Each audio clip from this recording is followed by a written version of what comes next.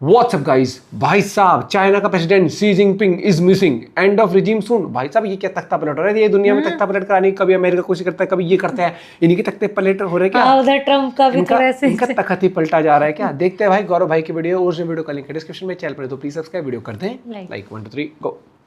Chinese president Xi Jinping गायब हो चुके हैं और उनके सबसे नजदीकी वफादार पॉलिटिशियंस एक के बाद एक मारे जा रहे हैं और कितनों को तो मजबूरन रिजाइन करवाया जा रहा है। Army generals that have been linked to Xi Jinping have either been removed or have been sidelined. General He Weidong, Vice Chairman CMC, General Miao Hua, who is the General Chief of Political Work, General Lin Xiangjiang, who is the commander of the Eastern Theater Command, the PLA Rocket Force and also the Western Theater Command. The Xi loyalists have been removed. क्या हो रहा है? 6 जुलाई 2025 Brazil के Rio de Janeiro में BRICS का 17th summit हुआ, मगर इसे शी जिनपिंग ने अटेंड नहीं किया। ये एक बहुत ही बड़ी घटना है क्योंकि आज तक ऐसा कभी नहीं हुआ कि शी ने या उनके पहले के कोई भी चाइनीज प्रेसिडेंट ने ब्रिक्स के इस समिट को अटेंड नहीं किया हो। मगर ये कोई इकलौता इंसिडेंट नहीं है। 21 मई 2025 वो आखिरी दिन था जब शी को मीडिया में स्पॉट किया गया था, क्योंकि इसके बाद अगले 12 दिनों के लिए वो मिस्टीरियसली गायब हो गए। This will be the first time in 12 years that Xi Jinping will not be part of the summit. No mention of him in the Chinese mainstream media. Unusual disappearance from public view between the 21st of May to the 5th of June. Where is President Xi Jinping? पूरे China में वो एक बार भी नहीं दिखे until 3rd June 2025। इस तारीख को Belarusian president Alexander Lukashenko Xi Jinping से मिलने वाले इकलौते इंसान थे और उन्होंने शी से मिलने के बाद अपने प्रेस कॉन्फ्रेंस पर जो बातें दुनिया के सामने रखी, उससे इस रहस्यमय कहानी ने एक नया मोड़ ले लिया। प्रेसिडेंट अलेक्जेंडर का यह कहना था कि शी कोई प्रेसिडेंशियल पैलेस में नहीं बल्कि एक छोटे से घर में रह रहे थे, जहां ही उन्होंने अलेक्जेंडर के साथ अपनी ऑफिशियल मीटिंग को कंडक्ट किया। उनका कहना यह था कि ऐसा इतिहास में पहली बार हो रहा होगा कि उन्होंने ऑफिशियल गवर्नमेंट पैलेस को छोड़कर एक छोटे से घर में देश के प्रेसिडेंट के साथ एक मीटिंग की हो। उसमें भी जी के साथ उस पूरे मीटिंग में कोई सरकारी ऑफिसर्स या ट्रांसलेटर्स तक नहीं थे, जो कि आमतौर पर उनके साथ होते हैं। एंड फाइनली प्रेसिडेंट अलेक्जेंडर ने जी की सेहत के बारे में भी एक बहुत ही विचित्र चीज ऑब्जर्व की। पूरे मीटिंग में शी बहुत ही थके हुए और डिस्ट्रैक्टेड से लग रहे थे। वो इन जनरल बहुत ही बीमार लग रहे थे। इसके बाद चाइनीज मीडिया पीपल्स न्यूज में खबर पब्लिश होती है, शी बहुत बीमार है, उन्हें मल्टीपल हार्ट अटैक्स आ चुके हैं। मगर वहीं फिर इकोनॉमिक टाइम्स ने इसे काउंटर करके कहा कि शी बीमार नहीं है बल्कि हु जिनटाओ जल्द ही चाइना में एक रेजिम चेंज लाने वाले हैं। शी जिनपिंग की सत्ता एक्स चाइनीज प्रेसिडेंट हु जिनटाओ पलटने वाले हैं। सो आखिर सच्चाई क्या है? वेल, ये कहानी और ज्यादा कंफ्यूजिंग तब होने लगी जब एक एक करके 21 मई से लेकर 3rd जून तक चाइनीज कम्युनिस्ट पार्टी में घटी कुछ अनहोनी घटनाओं की खबरें सबके सामने आने लगी। पहली अनयूजुअल बात, पिछले 66 इयर्स से हर साल जितने भी फॉरेन डिग्निटरीज चाइना आते थे वो बीजिंग ग्रैंड हॉल विजिट करते ही थे चाइना के प्रेसिडेंट से मिलने के लिए। मगर 21 मई के बाद से जितने भी डिग्निटरीज बीजिंग ग्रैंड हॉल पहुंचे, उन्हें वहां पर शी की पॉलिटिकल पार्टी सीसीपी के बाकी लीडर्स ने होस्ट किया। She was nowhere to be seen। दूसरी बात, चाइनीज कम्युनिस्ट पार्टी सीसीपी में हर महीने उनके सभी सीनियर लीडरशिप की मीट होती है, मगर मई 2025 के महीने में सीसीपी की ये मीटिंग कैंसिल हो गई। अब ये काफी फिशी था क्योंकि इसके जस्ट पहले वाले सीसीपी मीटिंग के बाद रिपोर्ट्स ये लीक हुए थे कि उस मीटिंग में डिस्कस हुआ था कि शी जिनपिंग को जल्द ही प्रेसिडेंट की पोजीशन से आउट करने वाले हैं, यानी कि निकालने। सो ठीक इसी मीटिंग के बाद शी जिनपिंग अचानक से गायब कैसे हो गए और सीसीपी की अगली मीटिंग कैंसिल क्यों हुई? तीसरी बात, जरा चाइना की state owned newspaper People's Daily के मई 2025 से पहले के ये सारे फ्रंट पेजेस को देखो। सारे न्यूज़पेपर्स में आपको फर्स्ट पेज पर ही शी का एक किंग साइज फोटो मिल जाएगा विदाउट फेल। मगर अब उसी एग्जैक्ट सेम न्यूज़पेपर के जून एडिशन से शी की तस्वीर गायब हो चुकी है। अगेन, शी के अब तक के पूरे 12 साल के रूल में ऐसा पहली बार हुआ है कि पीपल्स डेली ने अपने अखबार में ना तो शी की फोटो और ना ही शी के बारे में कोई भी पॉजिटिव खबर छापी होगी। अब ये तो छोड़ो, हाल ही में जब चाइनीज स्टेट मीडिया ने शी का डोनाल्ड ट्रंप के साथ एक कॉन्वर्सेशन पब्लिश किया, तब उन्होंने शी के नाम के आगे कोई ऑफिशियल टाइटल तक नहीं लिखा। और हाँ, बाद में उन्होंने इसे करेक्ट जरूर किया, मगर इतनी बड़ी गलती किसी भी चाइनीज मीडिया से आज तक नहीं हुई। सो ये डेफिनेटली चाइनीज मीडिया में शी के ढलते इन्फ्लुएंस का शायद ये एक सबूत हो सकता है। बट इसके अलावा और भी कई सारे सबूत है, जैसे रिपोर्ट्स के हिसाब से शी की पर्सनल सिक्योरिटी आधी कर दी गई है, उनके पिता के समाधि का ऑफिशियल स्टेटस भी हटा दिया गया है, वगैरह वगैरह।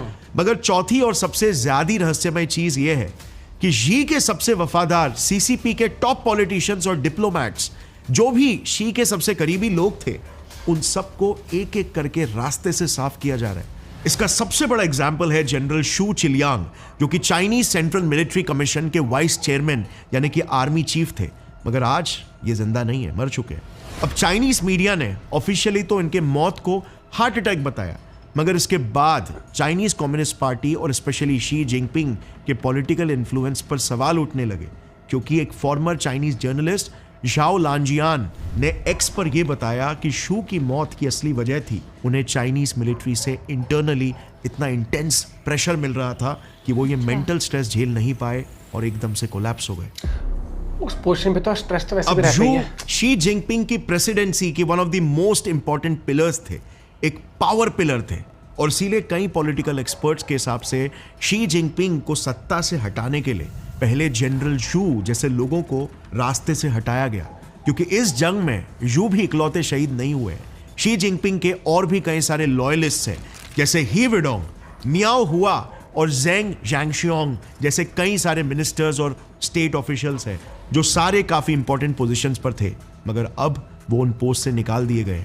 और कुछ रिपोर्ट्स के हिसाब से तो ये सिर्फ अपने पोजीशन से निकाले नहीं गए, बल्कि ये भी जू की ही तरह बहुत ही सडनली और मिस्टीरियसली मर चुके हैं, जिस न्यूज को एज ऑलवेज चाइनीज मीडिया दबाने की कोशिश कर रहा है। और मेरे हिसाब से ये सबसे बड़ा प्रूफ है कि चाइनीज कम्युनिस्ट पार्टी के अंदर कुछ सीरियस मिसमैनेजमेंट, पावर स्ट्रगल और शिफ्ट ऑफ पॉलिटिकल विल चल रहा है। और देखा जाए तो ये चाइना में कोई नई बात बिल्कुल भी नहीं है। Let me explain.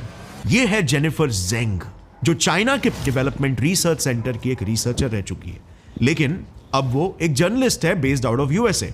सो उन्होंने ना रिसेंटली एक रिपोर्ट पब्लिश की, जिसमें उन्होंने ये बताया कि अभी शी के साथ जो भी चीजें हो रही है, ये चाइना में कोई भी नई बात नहीं है। ये ऑलमोस्ट हर एक प्रेसिडेंट के साथ हो चुकी है जब उनका अंत नजदीक होता है। जेंग का ये कहना है कि सीसीपी अपने किसी भी लीडर को एक झटके में पोजीशन से नहीं उतार देती, बल्कि वो हमेशा धीरे धीरे करके उस लीडर का पॉलिटिकल इन्फ्लुएंस कम करके जनता के सामने इररिलेवेंट बना देती है। फॉर्मर चाइनीज प्रेसिडेंट हुआ गुआफेंग के साथ भी यही हुआ था। हुआ डेंग जियोपिंग के इकोनॉमिक रिफॉर्म्स के खिलाफ थे, मगर डेंग के पास सीसीपी का हैवी सपोर्ट था, और इसीलिए फिर 1978 से हुआ को भी बिल्कुल शी के ही जैसे पब्लिक अपीयरेंस धीरे-धीरे उसका मतलब पीआर कम कर देते हैं, पॉलिटिकल कंट्रोल भी विद टाइम काफी लिमिट कर दिया गया, एंड फाइनली वो सिर्फ एक सिंबॉलिक फिगर ही बन के रह गए। अगले 3 सालों तक उन्हें बस ओकेजनली ही पब्लिक के सामने आने दिया जाता था, और फिर 3 साल बाद जाकर उन्हें जबरदस्ती रिटायर होने के लिए मजबूर कर दिया गया। चाइनीज प्रीमियर ली केकियांग का एग्जाम्पल, जो 2023 तक चाइना के प्राइम मिनिस्टर थे, उन्हें भी शी ने पार्टी से निकाल दिया था, क्योंकि वो ओपन इकोनॉमी के सपोर्टर थे। ली का भी पब्लिक अपीयरेंस को कम कर दिया गया, लेकिन फिर भी निकाले जाने के 6 महीने बाद तक वही प्रीमियर थे। बट इंटरेस्टिंग चीज ये है कि शी जिनपिंग का केस ना थोड़ा सा अलग है। मतलब अगर आपको याद होगा तो शी को तो प्रेसिडेंट फॉर लाइफ बोला जा रहा था। मतलब पूरी दुनिया ये जानती थी कि शी जिनपिंग का चाइना पर इतना स्ट्रांग होल्ड है कि सिर्फ कोई गंभीर बीमारी या उनकी मौत ही उन्हें चाइनीज प्रेसिडेंट बनने से रोक सकती है। सो क्या शी के मिस्टीरियस डिसअपीयरेंस के पीछे यही वजह तो नहीं है? मतलब if you look at it, कई रिपोर्ट्स ऐसा भी दावा कर रहे हैं कि शी इतने बीमार है कि उन्हें मजबूरन प्रेसिडेंसी को छोड़ना पड़ रहा है। सो क्या ये बात सही है? वेल, 9 जून 2025 के दिन रशियन फॉरेन इंटेलिजेंस सर्विसेज ने गवर्नमेंट ऑफ रशिया को चाइनीज कम्युनिस्ट पार्टी पर एक इंटरनल रिपोर्ट सबमिट की। उस रिपोर्ट में यह मेंशन था कि शी जिनपिंग को फ्रीक्वेंट हार्ट अटैक्स आ रहे हैं और उनकी हेल्थ क्रिटिकल स्टेज पर है। इसके बाद 28 जून को न्यूयॉर्क पोस्ट के इस आर्टिकल ने ऐसा क्लेम किया कि शी की बिगड़ती हेल्थ की वजह से अगस्त 2025 में होने वाले सीसीपी मीटिंग में ही शी अपना रेजिग्नेशन देने वाले। पीपल्स न्यूज ने भी सिमिलर रिपोर्ट ही पब्लिश की कि मई मंथ के एंड में 2 हफ्तों के लिए शी गायब हो गए थे क्योंकि उनकी तबीयत बहुत ही खराब हो गई थी। इस न्यूज़पेपर ने तो ये तक कह दिया कि शी की हेल्थ की वजह से अब उनकी पार्टी सीसीपी में एक मैसिव पावर स्ट्रगल शुरू हो चुका है इस बात को लेकर कि अगला प्रेसिडेंट कौन बनेगा। और मैंने तो आपको सिर्फ एक दो रिपोर्ट्स ही बताए, लेकिन आप एक सिंपल से गूगल सर्च भी कर लोगे ना तो आपको ऐसे अनगिनत न्यूज रिपोर्ट्स मिल जाएंगे जो दावा कर रहे हैं कि हाँ, जी इज क्रिटिकली इल। अब देखा जाए ना तो पास्ट के चाइनीज प्रेसिडेंट्स में ये भी एक पैटर्न रह चुका है। इनफैक्ट न्यूयॉर्क टाइम्स के हिसाब से चाइना के सबसे फेमस लीडर डेंग जियाओपिंग भी जब बीमार पड़े थे तब उन्हें भी बिल्कुल जी के जैसे ही पब्लिक की नजरों से धीरे धीरे करके मिटाने की कोशिश की गई थी। सो क्या जी के केस में भी ऐसा ही कुछ हो रहा है? Well, it seems highly unlikely, क्योंकि 8 जून की ये तस्वीर को देखो। जी अपने जनरल यू के फ्यूनरल के लिए गए थे जिसमें वो फिजिकली काफी फिट लग रहे हैं। मतलब रशियन रिपोर्ट्स ने तो डायरेक्टली ये क्लेम कर दिया कि जी को मल्टीपल हार्ट अटैक्स आ चुके हैं। जैसे ये भी एक रिपोर्ट देखना जिसमें ये लिखा हुआ है शी को एक स्ट्रोक आ चुका है। सो अगर ये सब सच है तो इस हादसे के बस कुछ ही दिनों बाद शी बिल्कुल एक नॉर्मल हेल्दी इंसान जैसे कैसे चल पा रहे हैं, वो भी विदाउट एनी फिजिकल सपोर्ट या व्हीलचेयर। और इसीलिए टू बी ऑनेस्ट, शी को कोई जानलेवा बीमारी है जिस वजह से वो 12 दिनों के लिए मिसिंग इन एक्शन थे। ये बात बिलीव करना मुझे थोड़ा सा मुश्किल लग रहा है। हाई चांसेस है कि ये या तो कोई फेक न्यूज है या फिर चाइनीज मीडिया का प्रोपेगेंडा है। और इसीलिए अब जो नेक्स्ट मोस्ट लॉजिकल रीजन मुझे लग रहा है वो ये है कि चाइना में कोई बहुत बड़ा पॉलिटिकल कू हो रहा है, यानी कोई राइवल पॉलिटिशियन चाइना में एक रेजीम चेंज लाना चाहता है। लेकिन सवाल ये है कि कौन कुछ न्यूज और में भी आखिर नहीं क्यों? दिखा है ना? साल जैसे 2013 अभी ये शी बोल जिनपिंग दिया, चाइना ये के बोल दिया। 7वें प्रेसिडेंट बने, लेकिन शी की प्रेसिडेंसी बाकी सारे प्रेसिडेंट से बहुत ही अलग थी। इन्होंने पावर में आते ही बरसों पुराने सिस्टम्स को बदलकर पावर को कंप्लीटली सेंट्रलाइज करवा दिया, यानी कि अपने कंट्रोल में लेना शुरू कर दिया। एग्जाम्पल के लिए डेंग जियाओपिंग के वक्त से ही चाइना में प्रेसिडेंट्स अपने सारे डिसीजंस के लिए चाइना के कुछ एलीट मेंबर्स की एक कमिटी से हमेशा कंसल्ट करते थे। सारे मेजर डिसीजंस उन मेंबर्स की रजामंदी से ही लिया जाता था। पर जी ने पावर में आते ही इस एलीट कमिटी को बंद कर दिया। फिर नेक्स्ट जी ने चाइनीज पावर स्ट्रक्चर में कुछ मेजर ऑल्टरेशंस किए। इस हायरार्की टेबल को जरा देखना, ये चाइना का पूरा पावर स्ट्रक्चर है। इस स्ट्रक्चर में सबसे टॉप पर है पोलिट ब्यूरो स्टैंडिंग कमिटी। इस स्टैंडिंग कमिटी को बिल्कुल ऐसा ही समझो जैसे हमारे यहां पर पीएम और कैबिनेट मिनिस्टर्स होते हैं, वैसे ही उनके देश में पोलिट ब्यूरो स्टैंडिंग कमिटी के अंदर प्रेसिडेंट और 6 मेंबर्स होते हैं जो मिलकर पूरे देश को कंट्रोल करते हैं। अब जैसे ही शी पावर में आए, उन्होंने इस स्टैंडिंग कमिटी के की पोजीशंस में अपने सारे लॉयल बंदों को प्लेस कर दिया। नेक्स्ट, चाइनीज आर्मी पर भी अपना पूरा कंट्रोल पाने के लिए शी ने चाइनीज सेंट्रल मिलिट्री कमीशन के वाइस चेयरमैन के पोस्ट पर अपने लॉयलिस्ट शू चिलियांग को प्लेस कर दिया, क्योंकि जाहिर है चाइना जैसे कम्युनिस्ट रजीम में ये एक बहुत ही स्ट्रेटेजिक पोजीशन है, ये एक्चुअल हार्ड पावर है। मतलब इसी मिलिट्री कमीशन का वाइस चेयरमैन पूरे चाइनीज मिलिट्री को अब कमांड करने लगेगा। So this became a huge advantage for Xi। और इसीलिए ही कई पॉलिटिकल एक्सपर्ट्स के हिसाब से शू चिलियांग की मौत शी प्रेसिडेंसी को एक बहुत बड़ा झटका थी। इसके बाद शी की नेक्स्ट टारगेट बनी चाइनीज सेंट्रल कमिटी। इसे अगर इंडिया के कॉन्टेक्स्ट में आपको बताऊं तो जैसे इंडिया में स्टेट गवर्नमेंट होता है ना, वैसे यहां पर 204 मेंबर्स की एक कमिटी होती है जो सारे मोस्टली चाइना के मिनिस्टर्स और प्रोविंशियल गवर्नर्स यानी कि स्टेट गवर्नर्स रैंक के लोग होते हैं जो चाइना के अलग अलग प्रोविंसेस को कंट्रोल करते हैं। अब बीबीसी के हिसाब से शी ने पावर हाथ में लेते ही इस चाइनीज सेंट्रल कमिटी के 170 मिनिस्टर्स और डिप्यूटी मिनिस्टर्स को जेल में डाल दिया, बस ये बोलकर कि वो सारे करप्ट थे या उन्होंने पार्टी के रूल्स का वायलेशन किया था। अब सोचो 170 प्रोविंशियल गवर्नर रैंक के लोगों को रातों रात जेल में डाल कि भैया आओ। मतलब शी जिनपिंग ने सीसीपी में कितने सारे दुश्मन बनाए होंगे। कई रिपोर्ट्स के हिसाब से इनमें से कुछ मेंबर्स को तो शी ने जान से तक मरवा दिया सिर्फ पॉलिटिकल कंट्रोल हासिल करने के लिए। इनफैक्ट इसी रिपोर्ट के हिसाब से शी के टेन्योर के पहले के 5 सालों में ही उन्होंने 13 लाख सीसीपी ऑफिशियल्स को अपने पोजीशन से जबरदस्ती हटवा दिया सिर्फ क्योंकि वो शी की पॉलिसीज का समर्थन नहीं करते थे। सो इन शॉर्ट, अपने पूरे टेन्योर में शी ने Chinese military, Chinese state media और चाइनीज पार्लियामेंट के सभी इन्फ्लुएंशियल पोजीशंस पर अपने लॉयलिस्ट्स को प्लेस करके पावर को कंप्लीटली कंसोलिडेट कर दिया। इनफैक्ट चाइना में शी को इनफेमसली द प्रेसिडेंट ऑफ एवरीथिंग भी कहा जाता था, क्योंकि चाइना के लिटरली हर एक डिपार्टमेंट में उनका कंट्रोल था। Xi Jinping has his hand on all levers of power in China. One man army He's बना the चुका था खुद president को। of the country, the general secretary of the Communist Party, and the chairman of the Central Military Commission. लेकिन मेरे हिसाब से she regime का मेजर टर्निंग पॉइंट आया 2022 में, जब उन्होंने फॉर्मर चाइनीज प्रेसिडेंट और अपने प्रीडिसेसर हु जिनटाओ को सीसीपी के एक भरे हुए मीटिंग से ह्यूमिलिएट करके बाहर निकाल दिया, वो भी लाइव मीडिया के सामने। और चाइनीज मीडिया ने इसका रीजन क्या बताया? हु जिनटाओ को पकड़कर बाहर इसीलिए निकाला गया क्योंकि वो बीमार थे। Now how does this make any sense?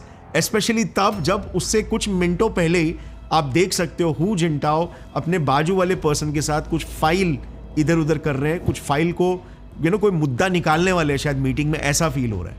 But she के प्रेसिडेंसी का ये एक मेजर टर्निंग पॉइंट था, क्योंकि हु कोई कमजोर लीडर नहीं थे, वो चाइना के फॉर्मर प्रेसिडेंट थे और सीसीपी में टुआन पाई यानी कि पूरे यूथ लीग फैक्शन को लीड कर रहे थे।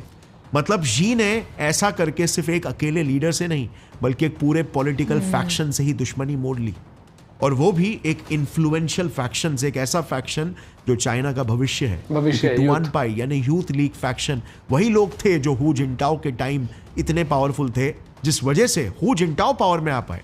इनकी आइडियोलॉजी शुरुआत से ही काफी मॉडरेट थी, ये हमेशा सेंट्रलाइज पावर के अगेंस्ट थे और इसीलिए ये अपने आप को डेमोक्रेटिक काइंड ऑफ जो चाइना में बदलाव लाना चाहते थे। और उन्हें by the way by all rights मौका मिला भी था। जैसे ही शी जिनपिंग ने सीसीपी और चाइनीज मिलिट्री पीएलए के अंदर मेंबर्स को रिप्लेस करना शुरू कर दिया, जैसे ही शी प्रेसिडेंसी ने चाइना में सारा पॉलिटिकल पावर अपने अंदर कंसोलिडेट करना शुरू कर दिया, वैसे ही हु जुनटाओ और उनके टुआन पाई फैक्शन ने इसके खिलाफ एक रेजिस्टेंट मूवमेंट स्टार्ट कर दिया। और फिर आया जून 2025, शी जिनपिंग की पावर विजिबली कमजोर होने लगी, मीडिया से वो गायब होने लगे, कोई मीडिया कवरेज नहीं कर रहा। और तब एक शॉकिंग रिपोर्ट सामने आती है। न्यूयॉर्क पोस्ट और जापान फॉरवर्ड जैसे ग्लोबल आउटलेट्स ने ये लिखा कि हु जिनटाओ और दूसरे पुराने नेता अब गेम को कंट्रोल कर रहे हैं। चाइना में बैक चैनल से सब कुछ यही लोग चला रहे हैं। इसके बाद मिलिट्री के अंदर शी के कुछ पावरफुल जनरल्स हटा दिए गए और नए लोग आए जिन पे हु का इन्फ्लुएंस था। रिपोर्ट्स के हिसाब से इवन शी के फादर के नाम से मुजोलियम का ऑफिशियल स्टेटस हटा दिया गया। वो सब भी इसी तरफ इशारा कर रहे हैं कि हु साइलेंटली बदला ले रहे हैं। इसी दौरान शी के एब्सेंस में एक धमाका हुआ। हु जिनटाओ और उनके साथियों ने मिलकर एक ओपन लेटर सीसीपी के हेड ऑफिस को भेजा। ये लेटर एक तरह से एक नो कॉन्फिडेंस वोट था, जिसमें लिखा हुआ था कि शी की पर्सनालिटी, उसका इकोनॉमिक और डिप्लोमेटिक फेलियर चाइना को डुबा रहा है और पार्टी को इस पर अर्जेंटली एक्शन लेना चाहिए। ऐसा ओपन चैलेंज चाइना के इतिहास में बहुत ही रेयर है और इसीलिए अब कई सारे एनालिस्ट के हिसाब से ये चाइना में एक रेजीम चेंज ला सकता है। मगर अब सवाल ये है कि शी जिनपिंग को रिप्लेस कौन करेगा? वेल, इस रेस में अब कुछ पावरफुल नाम सामने आए। सबसे पहला नाम है वांग यांग, एक टेक्नोक्रेट जो पहले सीसीपी के टॉप पोस्ट में रह चुके हैं। 2018 में तो ये पोलिट ब्यूरो स्टैंडिंग कमेटी के मेंबर भी थे, जिनकी सोच भी हु जिनटाओ जैसे ही रिफॉर्मिस्ट है। लेकिन 2022 में शी ने उनको जबरदस्ती रिटायर करवा दिया था, जबकि वो एक टर्म के लिए बिल्कुल एलिजिबल थे। अब क्योंकि ये शी के बाद के सभी पोटेंशियल प्रेसिडेंशियल कैंडिडेट्स में से सबसे सीनियर मेंबर है, इसीलिए कई सारे रिपोर्ट्स के हिसाब से शी के फॉल के बाद वांग यांग अपना कमबैक कर सकते हैं। दूसरा नाम है Hu Chunhua, youth league faction के स्ट्रॉन्ग लीडर और हु जिनटाओ के क्लोज एलाय। 2018 तक ये बोला जा रहा था कि हु चुनहुआ ही चाइना के अगले प्रीमियर बनने वाले, लेकिन जैसे ही उन्हें प्रीमियर इलेक्ट करने के दिन नजदीक आए, शी जिनपिंग ने उनका नाम कैंडिडेट लिस्ट से ही हटा दिया। ये वही इंसिडेंट था जिसके बाद हु जिनटाओ को 2022 के कांग्रेस से पब्लिकली ह्यूमिलिएट करके निकाला गया। मगर अब शी जिनपिंग के फॉल के बाद अब इनका नाम वापस से सामने आ रहा है, क्योंकि अगर सक्सेशन हायरार्की को देखेंगे ना, तो 2022 में अगर हु प्रीमियर बन जाते तो शी के बाद चाइना का नेक्स्ट प्रेसिडेंट वही बनते। ऊपर से वो इंटरनल पॉलिटिक्स और गवर्नेंस के माहिर खिलाड़ी तो है ही, मगर पार्टी के अंदर उनका एक स्ट्रॉन्ग होल्ड भी है और सबसे बड़ी बात, उन्हें हु जिनटाओ का फुल सपोर्ट है। और तीसरा सबसे प्रोमिनेंट नाम है जनरल ज़ैंग यूक्शिया। ये चाइना के सबसे टॉप मिलिट्री ऑफिसर है और सेंट्रल मिलिट्री कमीशन के वाइस चेयरमैन। अब वैसे तो ज़ैंग रिश्तेदार है, लेकिन कई सोर्सेस के हिसाब से अब चाइना में असली पावर भी जैंग यूक्शिया के हाथ में ही है और इसीलिए शी के बाद ये भी प्रेसिडेंसी के लिए एक स्ट्रॉन्ग कंटेंडर हो सकते हैं। अब इस चीज पर थोड़ा सा गौर करना आप, जब भी एक डिक्टेटरशिप गिरती है तो सिर्फ एक इंसान नहीं गिरता बल्कि एक पूरा सिस्टम गिरता है। और अगर शी जिनपिंग जा रहे हैं तो सवाल सिर्फ यही नहीं है कि चाइना का अगला लीडर कौन बनेगा, सवाल यह भी है कि अब चाइना किस दिशा में जाएगा, क्या ये ट्रांजिशन पीसफुल होगा? क्योंकि आज लगता तो ऐसा है कि चाइना के अंदर एक ऐसी लड़ाई चल रही है जो दुनिया से छुपाई जा रही है, क्योंकि चाइनीज मीडिया तो हमेशा वही दिखाती है जो सरकार चाहती है। तो आखिर यहां पर असली सच्चाई क्या है? ये सब तो हमने सिर्फ जितना भी हम रिसर्च कर सकते थे वो सारे दिशाओं में रिसर्च करके हम स्पेक्यूलेट ही करने की कोशिश कर रहे हैं।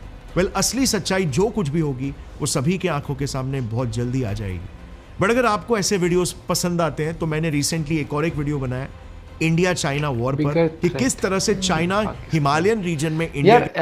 पता क्या रीजन हो सकता है हेल्थ का भी, क्योंकि जब वो वैसे ही अपने अंदर की बातें बाहर इतना आने नहीं देते तो अगर हेल्थ वाले इशू भी हो तो वो अपने लीडर को कभी भी वीक नहीं दिखाना चाहेगा चाइना। इस तरीके से भी हो सकता है। दूसरा ये रिजीम चेंज भी हो सकता है, क्योंकि वहाँ से इन्फॉर्मेशन हमेशा बहुत लिमिटेड आती है ना। वो हेल्थ इशू को लेकर हमारे मीडिया देखो, एक बार हॉस्पिटल तक पहुंच जाए कोई सेलिब्रिटी, उसके खानदान में जो गांव में रह रहा होगा ना उसका भी इंटरव्यू लेंगे, आपको कैसा लग रहा है अभी इस टाइम पर, आप क्या महसूस कर रहे हैं, आप कब मिलने गए थे उनसे, लास्ट आपकी क्या बात हुई, लास्ट उन्होंने खाने में क्या खाया था। अरे वो ऑपरेशंस कवर करने शुरू अगर वो ना अभी करें डॉक्टर ना, बस बाहर आने वाले हैं अभी हाँ सब 5 मिनट बाद नहीं, जो वैसे ऑपरेशंस भी होते हैं जैसे आर्मी मिलिट्री, वो भी अगर वो ना बोले ना कि ये मत दिखाना, तो वहां भी याद है उसमें भी कर रहे थे। तो मुझे यही चीज लग रही है यहाँ पर कि मे बी हेल्थ इशू हो इसलिए वो थोड़ा कम आ रहा हो, लेकिन ये मैंने अब नोटिस किया बहुत टाइम से ना बहुत कम है अब। जैसे एक चीज नोटिस करी, न्यूज़पेपर के आर्टिकल्स जैसे बताया गौरव भाई ने कि वो फ्रंट पेज पर हमेशा होती थी फोटो, अब वो धीरे धीरे आइसोलेट। मे बी एक सत्ता परिवर्तन हो या फिर वो वाली बात है कि हाँ अगर नए को ला रहे हैं तो पुराने की छाप थोड़ी कम करनी पड़ती है। जैसे पीआर होती है, मूवी आने से पहले एक्टर के अच्छे काम दिखा देंगे कि भैया वो तो इतना दयालु है, वो तो डॉग्स को भी खाने खिलाता है, वो गाड़ी से उतरते 10 रुपए भी पकड़ाता है किसी को, सारे काम बता देंगे उसके, ठीक है, और मिलते बड़े स्वीट हो जाते हैं। ये तो वो तो चलो वो पीआर है, पैसा देके करवाते हैं कि भैया वहां मैं उतरूंगा, वहां छोटा सा सबसे मस्त होता है आप लोग यहाँ कैसे आए। हाँ भैया सोच उसमें से मैम आप ही ने बुलाया था। और फिर ऐसी वीडियो भी आती है जब ये उतरते हैं। अभी समांथा की थी, किसके, हाँ समांथा की वीडियो थी शायद से, वो उतरी गाड़ी से, उसने मेकअप वेकअप किया नहीं होगा, ओ भाई साहब उसने कहा कि स्टॉप इट गाइस, है ना, हाँ ऐसे करके चली गई थी। उसमें लोग लिख भी रहे थे कि वो है या कोई और है ये। नहीं समानता ही थी मेरे हिसाब से। तो मुझे लगता है सीधी सी बात कि भैया ये पॉजिटिव और नेगेटिव आप लोगों ने खुद बनाया हुआ है अपने। इतनी मार्केटिंग करा ना, जिम से निकले हो, जो है उसका आता था ना बीच में वो करिश्मा मैडम आप जिम से आ गए, उसको छोड़, पर वो तो यार प्रेसिडेंट है ना, तो पर अब बिल्कुल ही एकदम। तो अब ये दिक्कत ये है ना कि वहाँ की खबर नहीं आ पाती बाहर, उसके लिए तो लेकिन लीडरशिप में भी फिर देखो, फिर आप मतलब एक तो हो दूसरी पार्टी, इनकी पार्टी में ही गुटबाजी चल रही है अब सत्ता को लेकर, और भैया हमारी चल जाती है गुटबाजी तो आपस में। लेट्स सी क्या होता है, कौन बनता है अगला, अगर ये खबर है सत्य। लेकिन चाइना का ये है, वो भैया अपने कितने मन मुटाव हो इंटरनेशनल लेवल पर नहीं दिखाने देता वो कभी भी। जैसे ग्रेट वॉल ऑफ चाइना ना, वैसे ही उनकी न्यूज एजेंसीज और उनकी पावर जो पार्टीज की जो पार्टी है, मतलब सत्ता में जो पार्टी है, वो ऐसे मीडिया को कंट्रोल करते हैं कि जो वो अपनी स्ट्रॉन्ग इमेज कभी नहीं छोड़ते वो। देखते भैया इंटरेस्टिंग वीडियो थी, लेकिन वही वाली बात है, हम सिर्फ इमेजिन ही कर सकते हैं, हम सिर्फ वो कर सकते हैं कि मतलब सोच सकते हैं या फिर अंदाजा लगा सकते हैं। बाकी क्या मेरे को तो लग रहा है अगर वो अटैक भी आया था उसको तो वो रिकवरी मोड पर हो, तो हाँ मे बी ऐसा हो, फिर वो आ जाता है कि 12 दिन में वो फिट एंड फाइन हो कि वहाँ पर ही पहुँचे था, मेंटली स्ट्रॉन्ग हो, क्या हो। देखते हैं क्या डेवलपमेंट्स आगे आती हैं। आप अपना पॉइंट ऑफ व्यू शेयर करेगा। Bye bye, take care.